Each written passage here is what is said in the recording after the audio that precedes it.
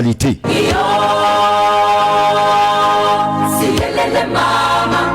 Afro-réalité. Des informations et surtout des analyses qui se penchent sur les dures réalités africaines et remettent en question théories et politiques vicieuses à l'égard des Africains. On souligne l'effort de réveil et de ressaisissement des peuples africains avilis par l'histoire et surtout les erreurs délibérées de jugement du côté du monde civilisé. En bref, Afro-réalité est une tribune par excellence de conscientisation et de motivation dans l'unique objectif de faire triompher la dignité humaine.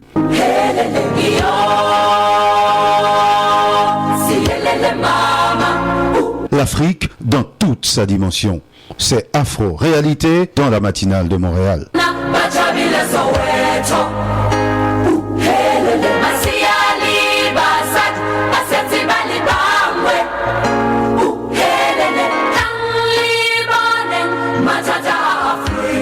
L'Afrique est la prochaine scène de combat et le véritable trigger d'une guerre nucléaire.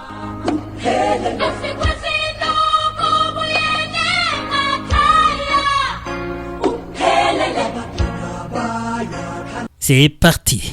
Les pays occidentaux demandent à leurs ressortissants de quitter au plus vite le Mali, sous prétexte que ce pays serait sur le point de tomber aux mains de djihadistes. En tête de file la France, dont les ressortissants légalement installés au Mali se comptent à près de 5000 personnes, puis les États-Unis, le Canada, l'Allemagne, le Royaume-Uni, l'Espagne, l'Italie et l'Australie ont simultanément intimé à leurs ressortissants l'ordre de quitter le pays. Qu'est-ce qui se trame dans le Sahel? Voici France Info. Au Mali, des djihadistes affiliés à Al-Qaïda sont désormais aux portes du pouvoir. La capitale Bamako va-t-elle tomber aux mains des islamistes?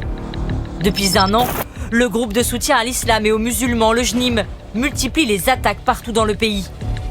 Ici contre une caserne, là, on les voit à pied, en train de s'emparer d'un village.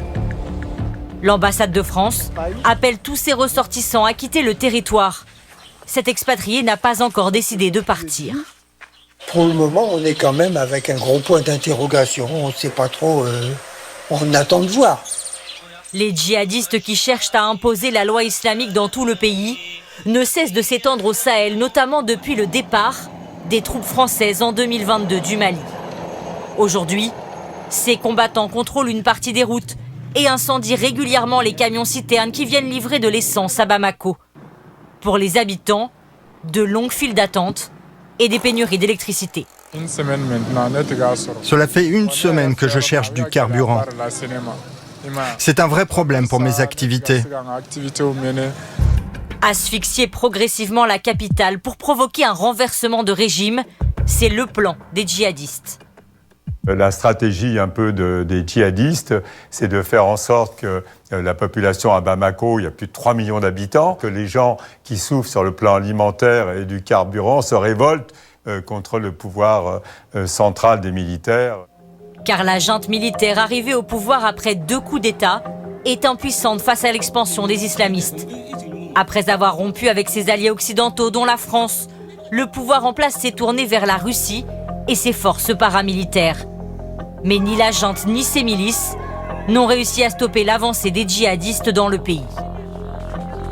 Eh bien, c'est cette nouvelle qui a chauffé les esprits de tout le gang occidental, tombant en fait dans le piège de la France. Le gouvernement malien l'a qualifié d'intox destiné à faire paniquer la population afin qu'elle se soulève contre l'autorité du général Assimi Goïta.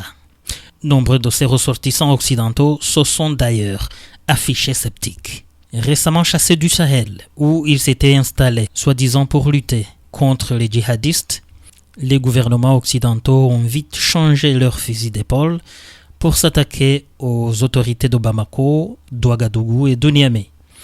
C'est effectivement avec ces djihadistes que les Occidentaux essaient maintenant d'asphyxier la jeune confédération du Sahel. Mais les choses ne semblent pas aussi faciles. Les ressortissants occidentaux qui accepteront de suivre les directives de leur gouvernement, le Mali les considère désormais comme persona non grata. De même que les compagnies commerciales qui se prêtent à ce jeu occidental. Voici Nathalie Ambe, la célèbre panafricaniste qui joue un rôle clé dans la diplomatie des États du Sahel. 2 compagnies de shipping qui ont voulu faire leur malin avec le Mali et qui se sont fait recadrer propre. CMA-CGM est une société française et MSC est une entreprise suisse-italienne qui transporte des conteneurs et autres marchandises à travers le monde.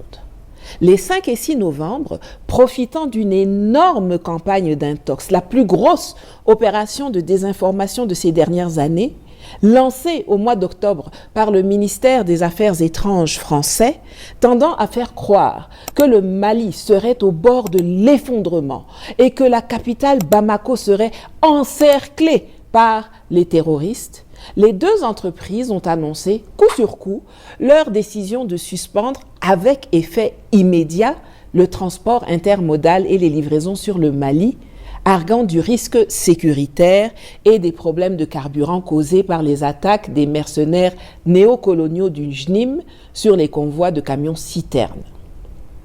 Mais quand on t'envoie, il faut savoir t'envoyer.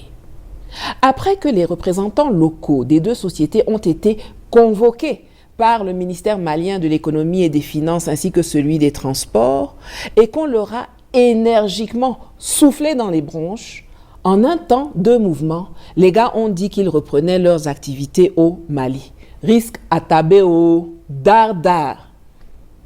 Mais le fait même que ces entreprises aient eu l'audace d'envisager suspendre sur le champ leurs opérations démontre que l'exemple appliqué à Air France n'a pas encore été bien intégré par les multinationales occidentales. Il a donc fallu le leur rappeler en français dans le texte. Chaque fois qu'une entreprise qui a reçu l'autorisation d'opérer commercialement s'amusera à faire de la politique, elle se verra interdire définitivement d'opérer au Mali. Air France est encore dans un goumin gigantesque à cause du tenté regretté qu'elle a fait en 2023.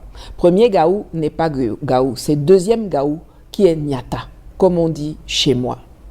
Je suggère d'ailleurs fortement aux 3 chefs d'État de l'AES, mais les autres peuvent aussi écouter, de mettre en place une législation qui oblige toute multinationale étrangère à devoir, premièrement, déposer une caution conséquente auprès du Trésor public avant de pouvoir commencer à opérer dans un pays. Je parle de milliards à la hauteur de leur chiffre d'affaires et bénéfices, pas de petites sommes nyama. Deuxièmement, devoir signer un engagement sur l'honneur de ne jamais faire de la politique ou participer à des actes politiques contre le pays dans lequel elles opèrent, quelles que soient les injonctions de l'État dont elles sont ressortissantes.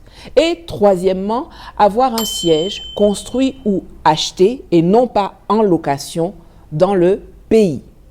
Si vous vous trompez comme Air France ou les 2 Zozo de la semaine dernière, à vouloir du jour au lendemain stopper vos activités au détriment de vos clients locaux et de l'économie du pays hôte, on saisit votre caution, on saisit votre siège et on vous éjecte à jamais.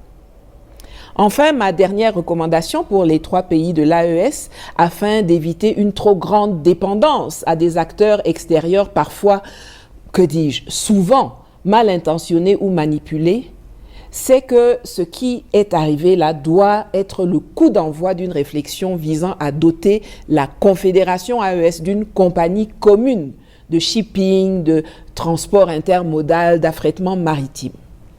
Comme en 2011, quand la France de Sarkozy entraînait l'OTAN dans l'assassinat du leader libyen Mouammar Kadhafi, les pays occidentaux risquent de se retrouver dans le même engrenage face à un réveil collectif africain contre le pillage des ressources minières du continent. Le chaos libyen a ouvert les yeux à tout le monde. Les Occidentaux n'inspirent plus la confiance, d'où les nouvelles alliances avec la Russie et la Chine, ce qui met les Occidentaux en panique. Perdre l'Afrique signifie la fin de leur puissance sur tous les plans, politiques, économiques, voire militaires, au profit des BRICS. 2 choix se présentent désormais. Accepter la souveraineté africaine où tout le monde gagne, ou se livrer à une guerre nucléaire généralisée où tout le monde est perdant. La balle est dans le camp des parlements occidentaux.